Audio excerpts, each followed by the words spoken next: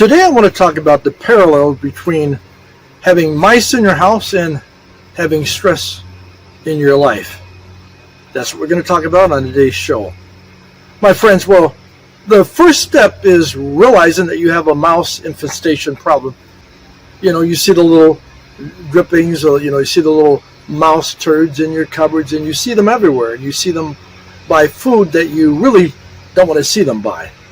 So the first step is recognizing that you have a problem. Well, much like that, stress. We have to recognize that we have a stress problem.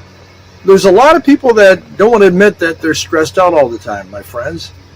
That's what I teach, stress elimination.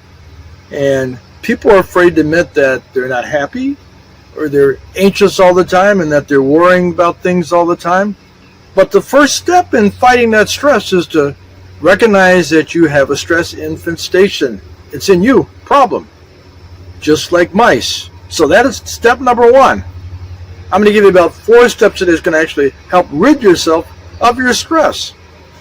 And the way we're going to do that is to look at the same way that you would get rid of mice. So you recognize you have a mouse problem.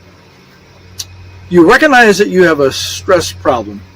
Now, how are you going to keep those mice from coming in your house? Well, normally what you would do is you would have somebody, unless you know how to do it, you would go around and block any entrance, any access that those mice have to your house. They're going to get in. If you leave it open, they're going to get in. But usually there's cracks somewhere in the formation or something, right? And they'll come in on the side of your house or whatever. They're going to get in if they want to get in. So you have to fill all those nooks and crannies. Well, my friends, the same way, that stress is going to try to enter your life. A multitude of ways.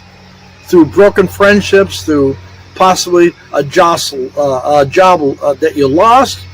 And they're going to try to creep into your life and stress you out. They're going to come in any way they can.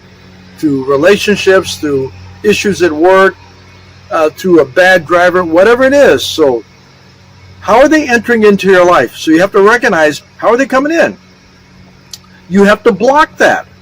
That's what we're going to talk about. You know, for your house, you're going to, people put like steel wool, and they'll block all those entryways. So now, once they've done that, the mice no longer can enter that way into your house. Well, how do we block the stress from hitting us?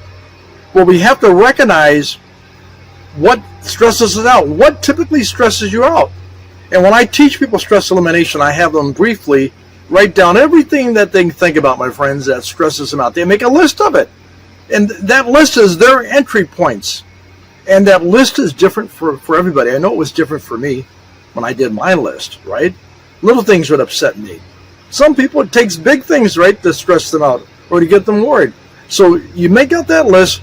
Once you know where that list is, you're going to use that list to keep stress from entering, right? So how are you going to do that? Well, with the mice, like I said, you're going to plug those entryways. For you, what happens is, every time that stress comes up, I call it a stress trigger.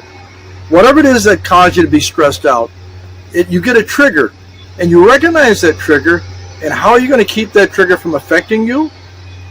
How are you going to keep it from affecting you? Listen, my friends, listen very carefully to this. You're going to quickly value check those triggers.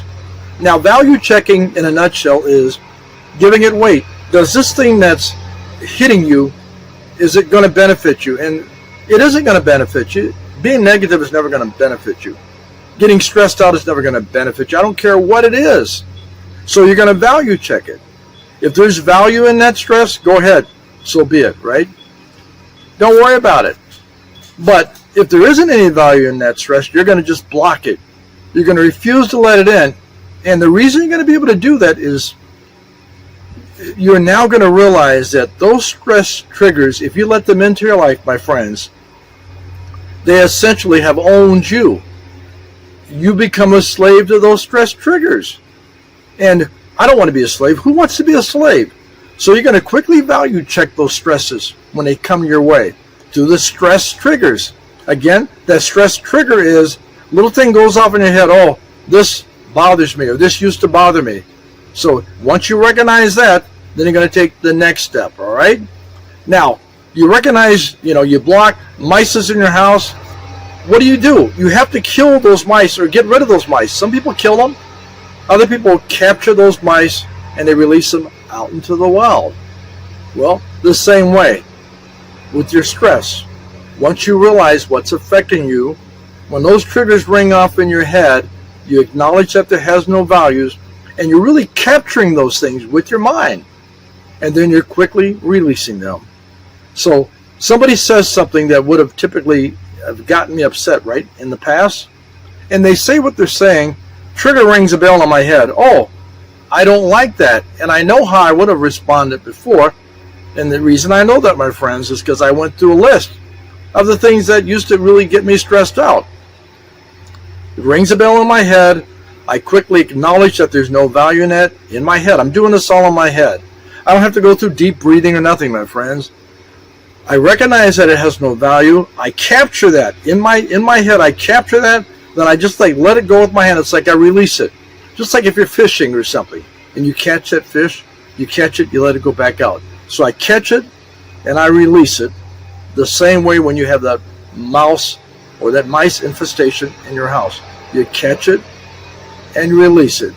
Very, very simple. You catch and you release. Now, once you have that mouse in your house as an example, you let it go.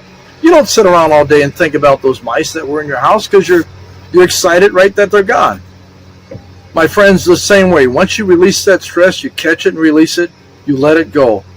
You never have to be worried about those things anymore. You acknowledge it for what it is, you catch it and release it. So, once you release those mice, you keep it at bay. Hear me when I say this. The things that used to stress you out might be a family or a friend or something. So you're going to have to distance yourself from those people. Acknowledge that they can bring stress your way, right? Love them at a distance and let them go. Don't think that you have to constantly be around people that mistreat you or people that are constantly setting off those stress triggers, my friends. Like I said in the beginning, mice and stress, they draw parallels because the way you deal with those mice is the same way you deal with the stress in your life. Just like you wouldn't allow mice to take over your house. Don't let stress to take over your life. Connect with me. Email me. Let me know your thoughts. Comment. Let me know, how do you typically deal with stress? How do you deal with it? I'm here to help you. I'm hoping that this has served you well. And I'm going to submit to you today that if you treat stress like you would treat a mouse in your house, you'll never have to deal with it again, my friends. On that note, I'm Ron Henderson, aka the Fitness King. I hope this has served you well. Stay fit, stay blessed, and keep the stress, my friends, out of your life. I'll see you next time.